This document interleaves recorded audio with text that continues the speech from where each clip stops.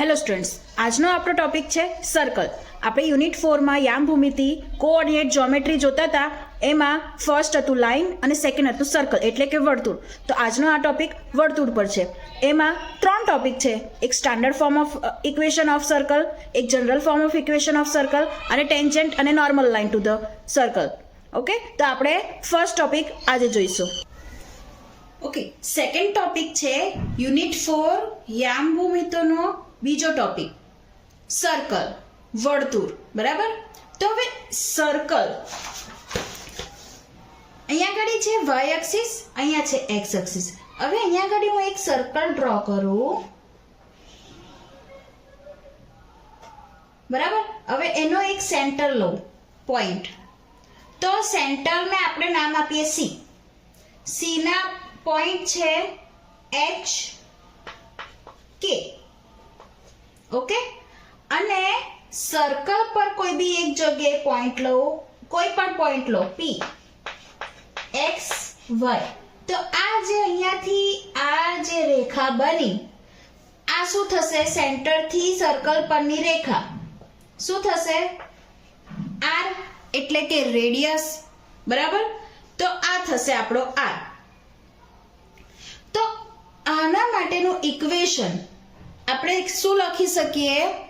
એના પરથી distance from the centre CHK to any point PXY જે આપણે આગળ સર્કલ પર જોયું on the circle is equals to a any radius થશે. બરાબર. કોઈ સેન્ટરથી સર્કલ પરના કોઈ બિંદુ આગળની રેખા હોય તો એ શું થાય? એની રેડિયસ થાય. ઓકે, તો એના પરથી છે CP is equals two R. તો શું લખાશે? CP સ્ક્વેર હોય તો R સ્ક્વેર લખાય. બરાબર. તો x minus x square plus y minus k square is equals two r square is called Cartesian equation. બરાબર. આ સર્કલનું આપણું ઇક્વેશન છે. આના પરથી એક્ઝામ્પલ આવે છે. ઓકે, એને કાર્ટેશિયન ઇક્વેશન કહેવાશે. હવે આ કાર્ટેશિયન ઇક્વેશનમાં h અને k જો ઓરિજિન હોય તો 0 0 લેવા પડે. બરાબર. તો 0 0 હોય તો આપણને બીજું એક ઇક્વેશન મળે. કયું ઇક્વેશન મળે? x square plus y square is equals two r square. હવે આને કહેવાશે standard form of the equation of circle. બરાબર. તો આ બે છે. હવે ત્રીજું, થર્ડ શું છે? Unit circle. એ પણ એક્ઝામમાં પૂછાય છે. એ આપણે જોઈએ યુનિટ સર્કલ. અને જો આ જે ઇક્વેશન 2 છે એમાં r ની જગ્યાએ tech r is equals to 1 in equation 2. 1 મૂકીએ તો શું મળે આપણને? x square plus y square is equals to 1. તો આ શું કહેવાશે? is called unit circle. બરાબર. તો આ ત્રીજું, આ 3 ઇક્વેશન છે. એના પરથી MCQ ના ઘણા એક્ઝામ્પલ પૂછાય છે. આ 3 ઇક્વેશન પરથી આ યુનિટ સર્કલનો પણ એક્ઝામ્પલ MCQ માં આવે છે. ઓકે, તો આ 3 એક્ઝામ્પલ છે તે યાદ રાખવાના છે. આના પરથી હવે આપણે એક્ઝામ્પલ જોઈ લઈએ. Example, find the equation of a circle having centre 3 4 and passing through 0 0. Equation find કરવાનું છે સર્કલનું. ઓકે, સેન્ટર આપ્યો છે 3 4 અને પોઈન્ટ આપ્યો છે 0 0. બરાબર. તો આપણી જોડે સર્કલનું ઇક્વેશન કયું છે તે આપણે લઈએ. જો આપણી જોડે સર્કલનું ઇક્વેશન કયું છે? x minus x square plus y minus k whole square is equals two r square. આપણી જોડે સર્કલનું ઇક્વેશન છે. હવે આ ઇક્વેશનમાં આપણે વેલ્યુ પુટ કરી દઈએ તો આપણને જે રિક્વાયર્ડ ઇક્વેશન છે, જે માંગેલું ઇક્વેશન છે તે મળી જાય. બરાબર. જે આ બે વેલ્યુ આપેલી છે આપણને એ પુટ કરી દઈએ તો આપણને રિક્વાયર્ડ ઇક્વેશન મળી જાય. પણ એના માટે આપણે શું કરવું પડશે? પહેલા r સ્ક્વેર એટલે કે રેડિયસ ફાઇન્ડ કરવી પડશે. તો એ કેવી રીતે ફાઇન્ડ કરીશું? જો અહીંયા આગળ આપણને સર્કલ આપ્યો છે c, સર્કલનું સેન્ટર આપ્યું છે C 3 4 અને પોઈન્ટ કયો આપ્યો છે P 0 0. ઓકે, તો હવે અહીંયા આગળ આપણે લઈએ r square is equals two cp square, આવું લખાય બરાબર.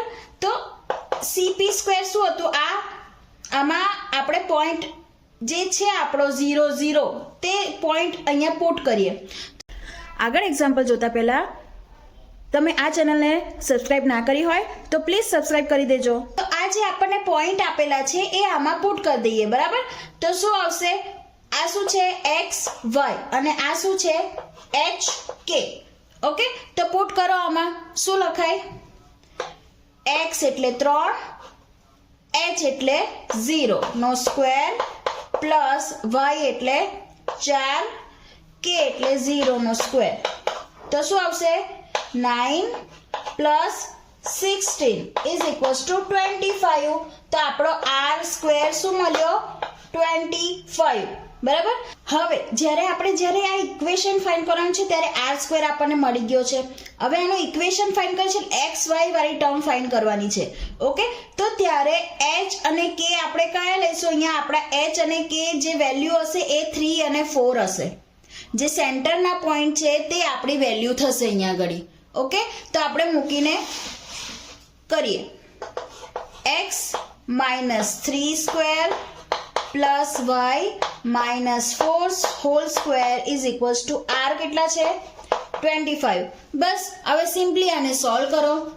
સ્ક્વેર વાળી ટર્મ છે આપણી જોડે, શું હતું a માઇનસ b હોલ સ્ક્વેરનું ઇક્વેશન શું હતું, a square minus 2ab plus b square. આ તમને બધાને ખ્યાલ હશે અને નહીં ખ્યાલ હોય તો આ યાદ રાખજો બરાબર.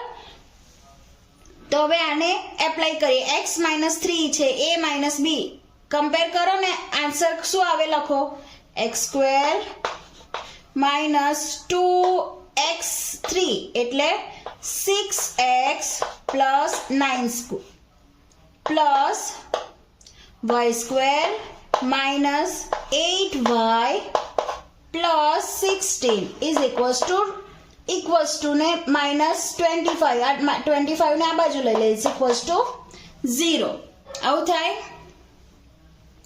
હવે x સ્ક્વેર વાળી ટર્મ લખો, y સ્ક્વેર વાળી ટર્મ લખો plus y square minus 6x minus 8y 9 plus 16 કેટલા થાય 25 માઇનસ 25 ઇઝ ઇક્વલ્સ ટુ 0. તો આપણું ઇક્વેશન રિક્વાયર્ડ ઇક્વેશન શું થશે, x square plus y square minus 6x minus 8y plus 0 આવશે એટલે ઇઝ ઇક્વલ્સ ટુ 0. આ આપણું રિક્વાયર્ડ ઇક્વેશન છે બરાબર. તો તમારે આમાં શું ધ્યાન રાખવાનું છે કે જ્યારે તમારે r ફાઇન્ડ કરવાનો હોય તો બંને વેલ્યુ પુટ કરવી પડશે અને જ્યારે ઇક્વેશન ફાઇન્ડ કરવાનું હશે તો ત્યારે તમારે જે સેન્ટરની વેલ્યુ આપી હશે એ h અને k ની જગ્યાએ પુટ કરવી પડશે. Got it? ઓકે, આ એક્ઝામમાં પૂછાઈ ગયો છે, IMP એક્ઝામ્પલ છે. ઓકે, 2018 માં પૂછાયો છે. તો ધ્યાન રાખજો અને પ્રેક્ટિસ કરતા રહેજો. Next example, find the equation of a circle having center 4 3 and passing through 7 minus 2. હવે આ એક્ઝામમાં 2024 માં પૂછાઈ ગયો છે. ઓકે, તો આપણે એને સોલ્વ કરીએ. તો અહીંયા ઘડી આપણને શું આપ્યું છે, પહેલા સેન્ટર C 4 3 અને પોઈન્ટ કયો આપ્યો છે P 7 minus 2. તો આના પરથી આપણને r સ્ક્વેર મળે, r is equals two c p square બરાબર x નું. તો હવે આને લખીએ, શું લખાય 4 minus 7 square plus 3 minus 2 square is equals two 4 minus 7 square એટલે કેટલા થશે -3 સ્ક્વેર પ્લસ અહીંયા શું છે 3 માઇનસ પ્લસ એટલે 5 square is equals to 9 25 is equals to 34.